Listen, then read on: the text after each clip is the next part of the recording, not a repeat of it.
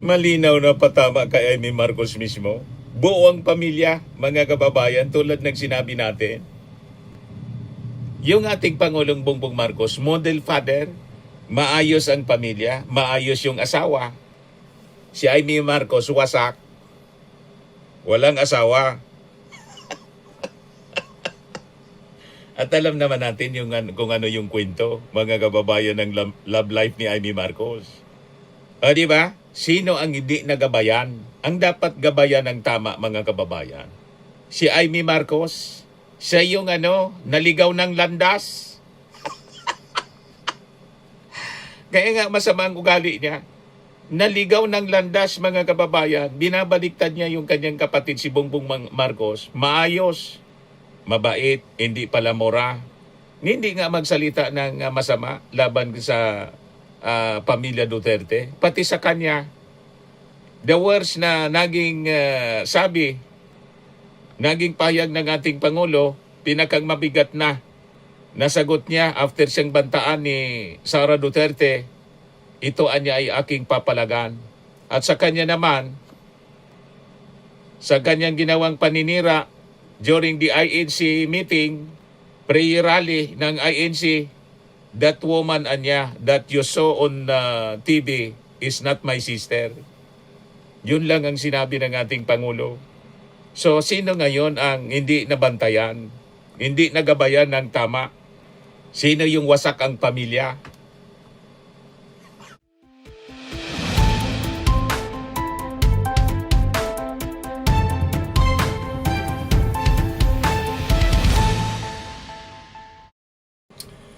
Hello po mga kababayan, si Dante Maravilla. Sinupalpal ni Yussi Castro si Amy Marcos sa naging mensahe nito sa Lunes Santo kahapon na humihingi daw siya ng tawad sa kanyang tatay kasi napabayaan niya si Bongbong Marcos. Pinapalabas ni Amy Marcos doon sa kanyang video para sa Holy Week na naligaw ng landas yung ating Pangulo, na damay ang buong Pilipinas. Di ba? Sinupalpal ngayon ni Yussi Castro. Ngayon, may bago na naman mga kababayan na mensahe. Pang Martes Santo, si Amy Marcos, humihingi siya ng tawad sa mga Duterte naman. Mamaya, mga kababayan, ipakita ko sa inyo. Pero dito muna tayo sa naging sagot ni Yussi Castro sa mga sinabi ni Amy Marcos. Parehas yung namin. Parehas yung naging pahayag namin ni Yussi Castro kanina sa diskusyon natin. Ito po, mga kababayan, pakinggan natin kasi naitanong sa press briefing kanina sa Palasyo Malacanang ang isyong ito na pinalalabas ni Amy Marcos, naligaw ng landas si Bongbong Marcos at nagkulang siya, hindi niya nabantayan. Morning, ma'am. Ma'am, in relation to criticisms, may we just get a palace reaction on Senator Amy seeking forgiveness from her father, late President Ferdinand Marcos Sr., for not being able to watch her brother, the President. May I read a portion of her statement? She said, "Hindi ko nabantayan kaya dad, sinubukan ko talaga, pinagpilitan ko. Nayayamot na nga sa akin si Bongbong, alam ko naman, pero hindi ko talaga kinaya."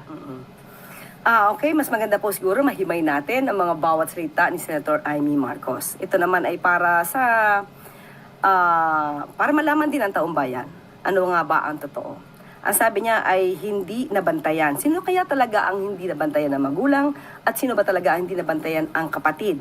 Unang-una po, ang Pangulo, hindi po ito nagbumura, hindi ito nagme-meltdown lalo na sa publiko, at hindi po ito nagbabanta sa buhay ni Numan.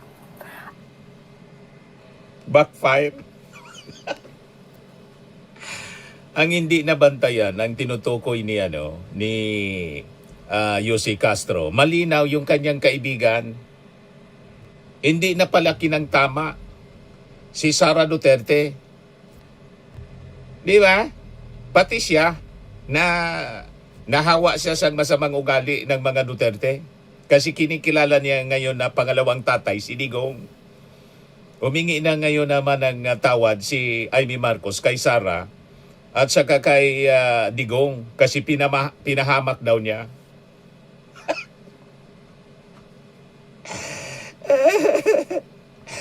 Mamaya mga kababayan, dito muna tayo sa sagot ni Yossi Castro. Ang Pangulo po ay ikinasal, may pamilya, hanggang ngayon, faithful sa asawa. Malinaw na patama kay Amy Marcos mismo. Buo ang pamilya, mga kababayan, tulad ng sinabi natin. Yung ating Pangulong Bongbong Marcos, model father, maayos ang pamilya, maayos yung asawa. Si Amy Marcos, wasak. Walang asawa. At alam naman natin yung, kung ano yung kwento, mga kababayan ng love life ni Amy Marcos. O di ba? Sino ang hindi nagabayan? Ang dapat gabayan ng tama, mga kababayan. Si Amy Marcos, siya yung naligaw ng landas. Kaya nga masama ang ugali niya. Naligaw ng landas, mga kababayan. Binabaliktad niya yung kanyang kapatid, si Bongbong Marcos. Maayos, mabait, hindi pala mora. Hindi nga magsalita ng masama laban sa pamilya Duterte. Pati sa kanya, the words na naging naging pahayag ng ating Pangulo, pinakang mabigat na nasagot niya after siyang bantaan ni Sara Duterte, ito anya ay aking papalagan. At sa kanya naman, sa kanyang ginawang paninira during the INC meeting, prayer rally ng INC, that woman anya that you saw on TV is not my sister. Yun lang ang sinabi ng ating Pangulo. So, sino ngayon ang hindi nabantayan? Hindi nagabayan ng tama? Sino yung wasak ang pamilya? Yan ang bondo ni Yossi Castro. Parehas ng sinabi natin kanina. So, sino po kaya ba ang naging pasaway? Sino po kaya ang dapat na binantayan? Ang paghingi ng patawad, yung pang hindi pagbabantay sa kanyang kapatid, o ang paninira ng kapatid sa publiko?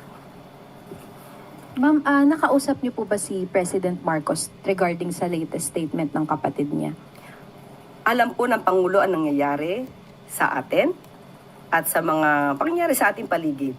At asahan po natin ang Pangulo, hindi po siya naninira ng kanyang kapatid. Ma'am, sorry, last na. Still on Senator Amy. Meron lang po siyang panawagan na isuspend yung government contributions ng SSS, GSIS, Pag-ibig Fund, and PhilHealth. Kino-consider po ba ito ng Presidente? Hintayin na lamang po natin kung meron pong i-anunsyo ang Pangulo patungkol po dyan. Thank you, ma'am. Basag na basag si Amy Marcos kay Yossi Castro. Napulbos. Yan niya, Mr. Maravillas, yung bagong mensahe ni Amy Marcos ngayong Martes Santo. Parinig ko po sa inyo. Pakita ko sa inyo. Humingi naman siya ng tawad kay Sara Duterte at saka kay Digong. Pinahamak daw niya. Ayan yung video niya. Amy ininday Sara. Ang titulo, pinahamak ko siya. Directed by Daryl Yap yata. Ito, pakinggan po ninyo. Hihingi rin siguro ako ng tawad dapat sa mga Duterte, higit sa lahat sa VP natin. Kay Inday Sara, pinahamak ko siya eh. Talagang naiisip ko na guilty ako. Sana nananahimik sa Davao yun. Mayor siya, walang kalaban-laban, walang hassle, walang gulo. Si Presidente, si Tatay Digong, nandito sana sa piling natin. Ang dami kong pagsisisi. Pero sa totoo lang, Plastic. naisip ko rin, at nung kinakausap ko pa si VP noon, noong 2021, wala siyang kabalak-balak tumakbo para sa national. Nakarehistro na nga siya para... Hindi mayor. totoo. Sinabi ko sa Nag-apply kanya, si Sara. hindi mo dapat biguin ang napakarami na sumusuporta sa'yo. Napakadami namin na tinutulak ka, na ikaw ang inaasahan, na ituloy ang pagbabago na sinimulan ng ama mo. You can't disappoint us. Maraming umaasa. Ikaw lang yung tanging pag-asa ng nakararami. Ikalawa, hindi tayo sigurado kung anong mangyayari. Tignan mo yung pamilya ko, hindi mo naman iisipin na darating ang araw na uupakan kayo, yuyurakan ng pangalan, talagang aping-api. Baliktad eh. Yung Duterte ang pamilya, umupak sa Marcos ganyan ang eh. politika, brutal. Kay Bongbong. Ngayon, nag-uusap kami. Sabi nga niya, pag nayayamot, sasabihin sa akin, kasalanan mo to eh, dinamay-damay mo pa ako eh. Sabi ko talaga, dinamay kita pa rin, hindi ko naman akalain magkakaganito. Higit sa lahat, isipin natin, kung mayor ka lang, ano kaya ang gagawin sa iyo? Anong gagawin sa syudad mo, sa Davao, sa buong Mindanao at Mindanawan? Mabuti nga, VP ka. Kahit papano, number 2 sa buong bansa. May paninindigan, may tatayuan. At least, kahit papano, kahit inaapi, kahit ini-impeach, VP ka pa rin. Anong inaapi? Nasa posisyon kang tumulong sa iba at ipaglaban kaming lahat. So pinapalabas ni Amy Marcos, inaapi si Sara Duterte dahil sa impeachment. Hindi po totoo ang ganyang narrative. Walang nang aapi kay Sara Duterte kahit kay Digong sa kanilang pamilya. Na-impeach si Sara dahil sa kanyang pagbabanta sa ating Pangulong Bongbong Marcos, kay Lisa Marcos at saka kay Martin Romualdez. Na-impeach si Sara dahil hindi niya maipaliwanag yung paggastos ng confidential funds na binigay sa kanya. Tiniwalaan siya ng ating Pangulong Bongbong Marcos sa DepEd. Di man sinabi ng ating Pangulong lustayin niya yung confidential funds na 612.5 million. Ang dapat niyang gawin, ipaliwanag niya kung wala siyang ginawang mali, wala siyang nilustay na pera. Yun ang dapat niyang gawin. Walang nagsulsul sa kanya para pagbantaan yung ating Pangulo.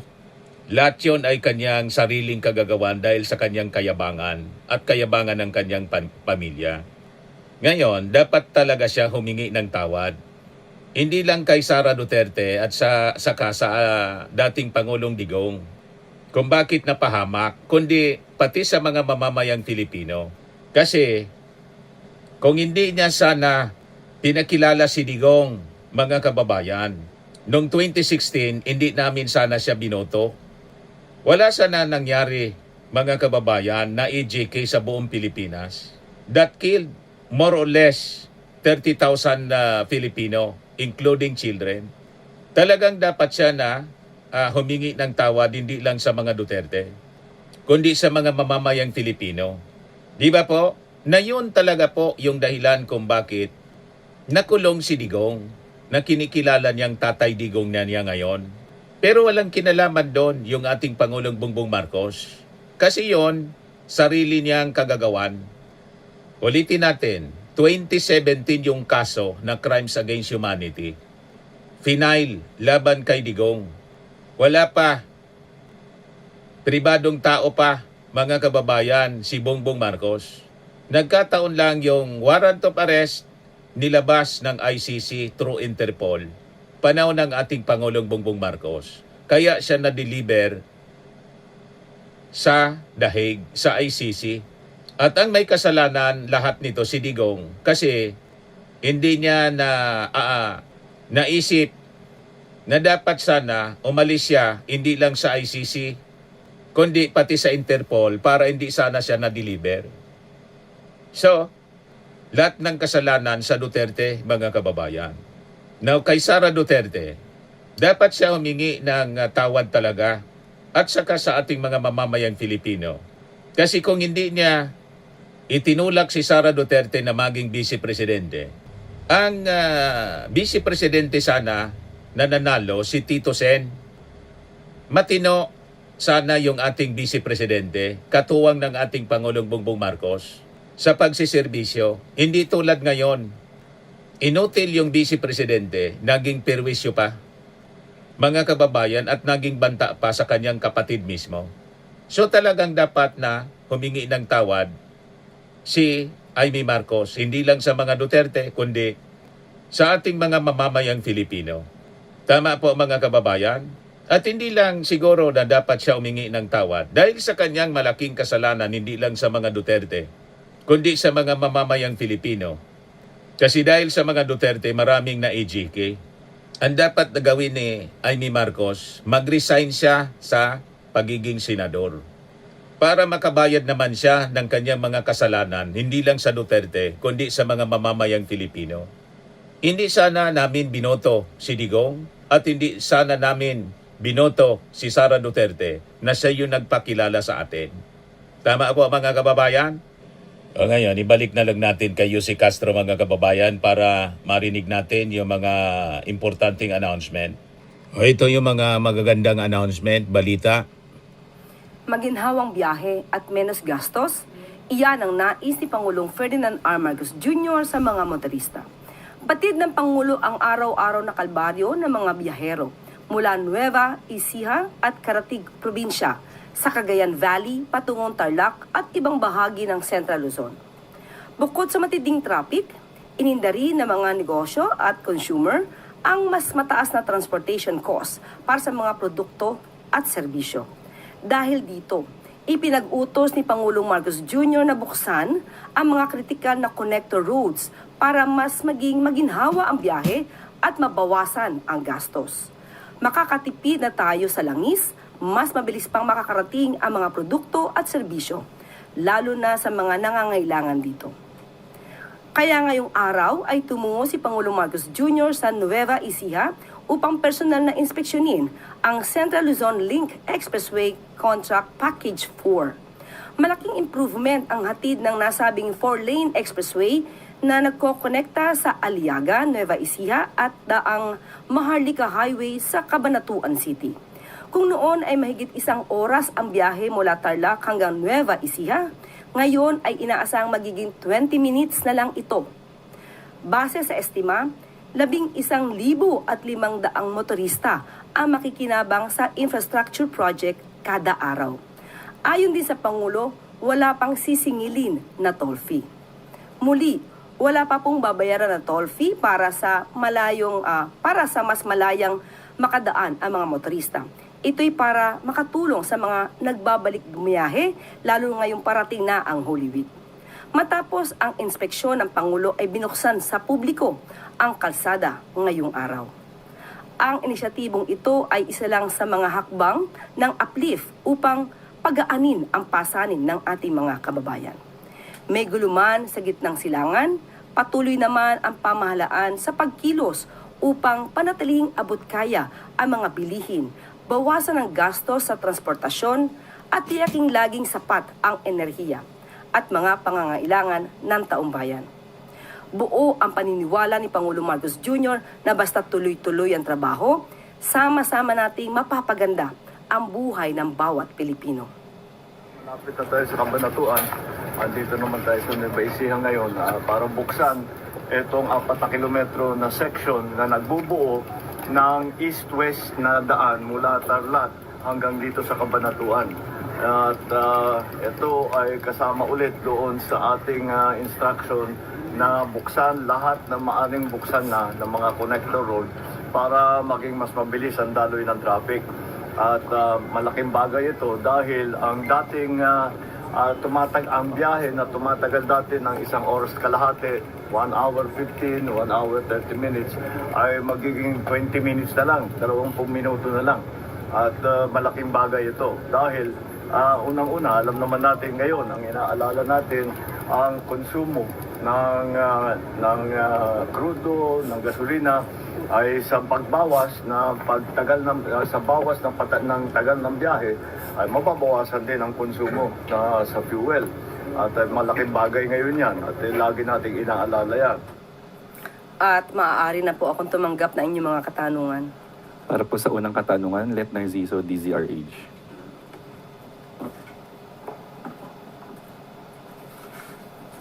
Good Good morning, Yusek. Ma'am, sinabi po ni Pangulong Marcos kanina na sa Ilocos Norte siya mag-Holy Week.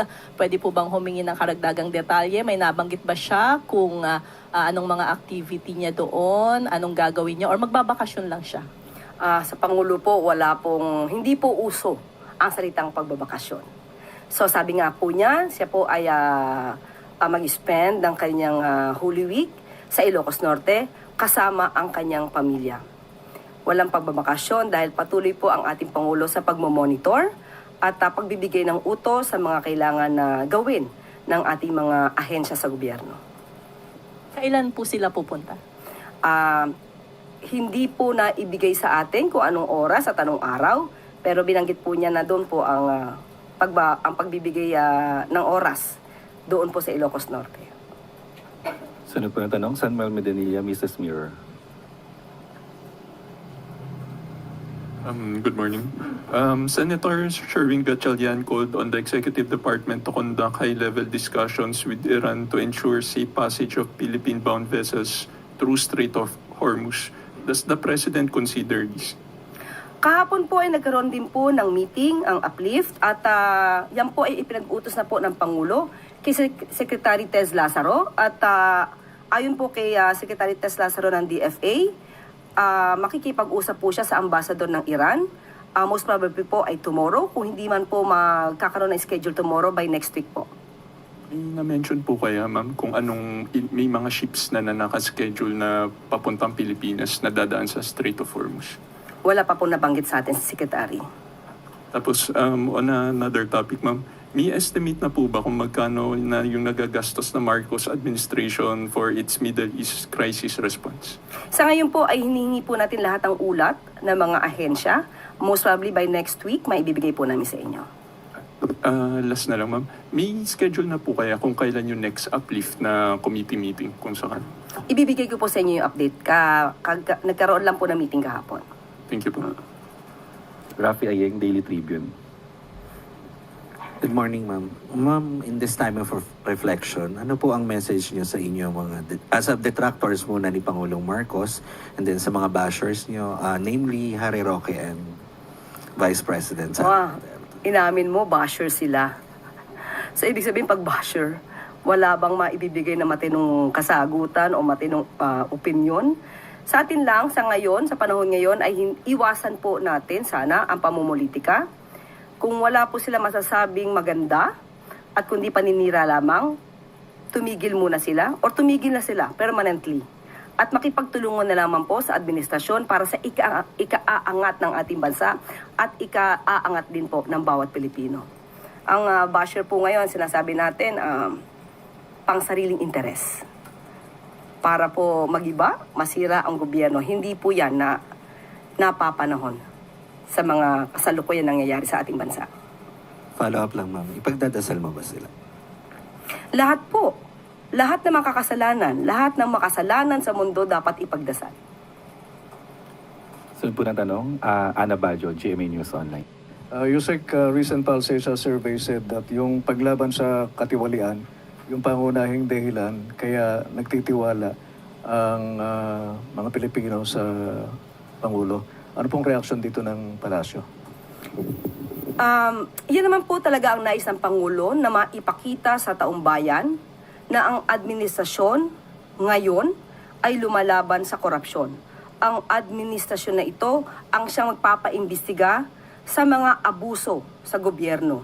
At yan po ang gusto manatili ng Pangulo sa isipan ng taong bayan. At yan po ang ayaw niya na mapatid. Gusto niya sana ay magtuloy-tuloy ito kahit hindi na po siya ang Pangulo. Speaking of tuloy-tuloy, Yusek, may mga nagsasabi na parang nalilimutan na daw ng administrasyon yung pag-imbestiga o pagtutok doon sa flood control anomaly. Ano pong masasabi natin dito, Yusek? Sa mga nagsasabi ng ganyan, ang tanging natin masasabi, hoy, gising. Dahil alam po natin kung papaano po nagsumiti na po ang ICI ng kanilang report, di lamang po sa Ombudsman, kundi pati po sa DOJ. Ang ombudsman ay nagsasabi din po habang sila itinatanong na patuloy ang kanilang pag-iimbestiga, pati po ang DOJ. Wala pong natutulog pagdating po sa pag-iimbestiga sa flood control projects. Ito ay tanging paninira lamang sa gobyerno. Hindi po tumitigil ang Pangulo para mapanagot ang dapat na mapanagot. Sige, habol ko na lang. In connection with the Lenten season break, meron naman declaration ng Palasyo para sa pasok sa mga government bukas or even private, o mga nasa gobyerno lang, Yusek. Meron po. Ilalabas po mamaya ang memo. Ano po kaya yan, Yusek? Maganda ang aking ngiti. So, ibibigay ko po sa inyo mamaya. Yusek, isang-isa na lang, habol lang tungkol doon sa, sa Iran. Gaano po kaganda ang relasyon ng Pilipinas saka ng Iran? Sa aking pong pagkakaalam at sinabi po din naman ni Secretary Tez Lazaro, maganda naman po ang relasyon natin sa bansang Iran. Salamat po, Yusek. Salamat po. Maricel Halili, TV5. Good morning, Yusek. Yusek, peso has reached another record low. What does it mean for the country? Hindi po natin nais na ganito, hindi po ninais ng Pangulo na magkaroon ng gulo sa Middle East. Ito po ay talagang nagiging epekto at ang paghina po ng peso kontra dolyar ay bunsod na rin po ng geopolitical tension na nangyayari po sa Middle East. So, talaga pong ito ang maaaring kahihinatnan hanggat hindi po napipigil ang tensyon o ang sigalot sa Middle East. Pero how concerning is this, Yusek? Considering na I think this is the 7th time na bumaba siya ng husto within the month.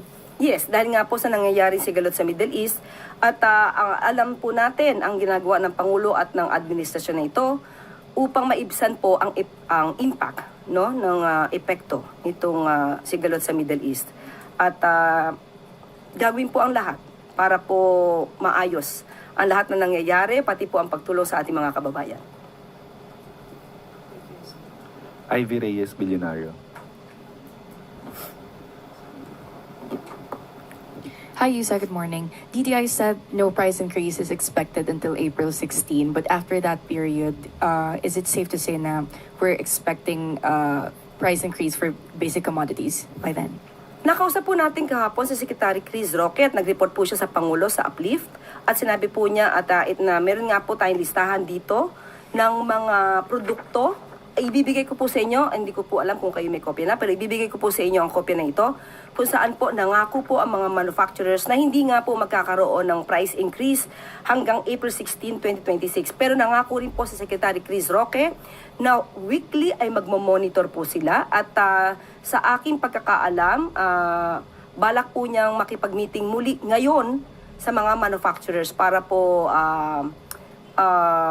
hindi tumaas ang presyo. Pero sabi nga natin, may mga pagkakataon po talaga na hindi natin kakayaning pigilan dahil sa nangyayaring sigalot sa Middle East.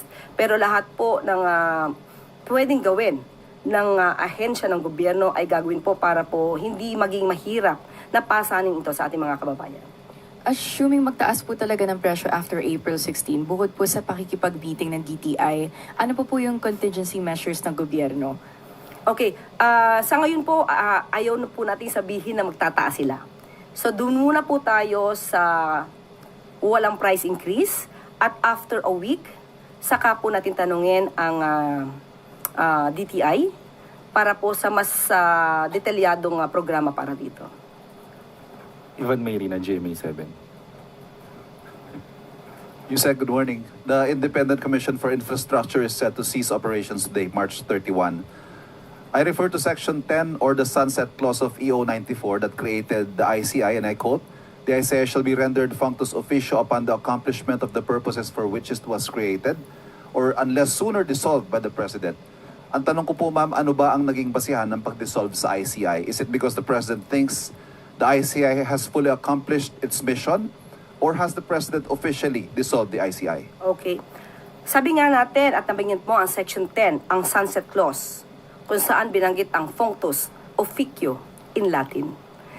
Ibig sabihin, sila naman po ay nag-report at mismong si Justice Reyes ang nagsabi na na-accomplish na nila ang kanilang trabaho. At yun po ang magiging basihan. At kung sila man ay matatapos ngayon, yan po ang magiging basihan dahil yan po ang isinasaad sa Executive Order 94. Yusek, may update na ba sa naging pag-aaral ng Malacanang sa report ng ICI? I remember in a previous briefing you told us that it's taking a bit, it's taking some time dahil mahaba-haba po yung report. Nabasa na ho ba ito ng Pangulo at anong naging takeaways niya? And is there any new directive to the Ombudsman or maybe the DOJ? Hinayaan niya po ang ICI na mag-decide kung ito po ay tatapusin ang kanilang trabaho base sa kanilang accomplishments. At nung nagsumiti na po ang ICI ng kanilang report sa DOJ at sa Ombudsman at siya mismo ang nagsabing tapos na po ang kanilang mandato. So, doon lang po nagre-rely ang Pangulo. Ma'am Lance, sorry. Ang sabi nyo kanina sa mga nag-iisip na, or siguro yung mga bitin sa naging pag-iimbestiga ng ICI, sabi nyo, gumising sila dahil maraming ginagawa ang gobyerno. But hindi rin ho siguro natin maiaalis na marami ang underwhelmed if not disappointed because the creation of the ICI raised expectations of the administration's resolve to hold corrupt officials accountable. Pero may mga tanong pa rin ho hanggang ngayon yun na yun. Dahil wala pa hong nakukulong na malalaking isda. Okay, ganito po ang trabaho ng ICI, Fact-Finding Committee. Marami na po silang naisumite sa DOJ, marami na po silang nasumite sa Ombudsman. So ang ibig pong sabihin yan, hindi po natulog, nagpahinga, hindi nag-relax ang ICI. Ngayon po, lahat po ng kanilang nairekomenda, nakasuhan o for further investigation, nasa kamay na po yan ng DOJ at ng Ombudsman. Sa totoo lamang po, mukhang overwhelmed po ang Ombudsman at ang DOJ sa dami po ng mga kasong pinaparekomendang sampahan dito patungkol sa flood control project. So, hindi po masasabing yun lang ang naging trabaho ng ICI. Ang masasabi po natin, iyon ang naging trabaho ng ICI. Paninindigan po natin, ma'am, that the investigation and the prosecution will spare no one. Of course, yan ang No gusto. matter how high up. Definitely. Kahit sino pa yan, kung meron kinalaman, may ebidensya, hindi puro pamilya. Sabi nga natin, stop the drama. We have to start working. Ang marami po kasi nagdadrama sa media. Ang kailangan natin dito, ebidensya. Ebidensya na siyang magtuturo at siyang magiging basehan para ma-prosecute ang mga taong involved. Thank you. Salamat po. Yun na po muling katanungan, Yusek. Balik na po sa'yo. Maraming salamat. Upang mapangalagaan ang sektor ng paggawa, nakahanda ang Department of Labor and Employment sa pangunguna ng Secretary Bienvenido Laguesma ng 1.2 billion pesos bilang tugon sa deklarasyon ng National Energy Emergency. Bahagi rin ito ng uplift ni Pangulong Ferdinand R. Marcos Jr. alinsunod sa Executive Order 110. Gagamitin ang budget sa dalawang flagship social protection project ng DOLE. Ang tulong pangkabuhayan sa ating disadvantaged, displaced workers o TUPAD at ang DOLE Integrated Livelihood Program o DILP. Layunin ng mga programang ito na suportahan ang vulnerable workers.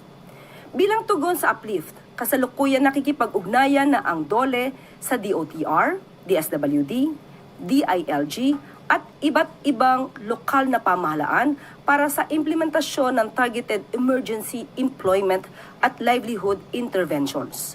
Nakikipag-ugnayan na rin ang ahensya sa DMW at OWA tungkol sa pagkakakilanlan ng mga OFW na nakauwi mula sa kaguluhan sa Middle East. Ito'y para mabigyan sila ng trabaho dito sa Pilipinas sa tulong ng TESDA. Hindi ngayon ang panahon para mangamba o magpanik. Patuloy na nakabantay ang pamahalaan sa epekto ng gulo sa Middle East para sa ikapapanatag ng sambayanan. Ayan ang mga importanteng announcement, importanteng balita mga kababayan. At yung announcement pala kanina, yung mga government offices half day bukas, Miyerkules Santo. Half day na lang yung opisina. Okay po? So yun yung ating mga importanteng balita para po sa inyo. So kung babalikan natin yung sinabi ni Aimee na umingi siya ng tawad Humingi ka ng tawad hindi lang sa Duterte, kundi sa mga mamamayang Pilipino. Kasi dahil sa pagpakilala mo sa mga Duterte, napahamak yung Pilipinas. Nalugi. Luging-lugi. At saka, si Sara at saka si Digong, kumbaga napahamak, pinahamak mo sila, pati mga mamamayang Pilipino ay napahamak dahil sa kanila.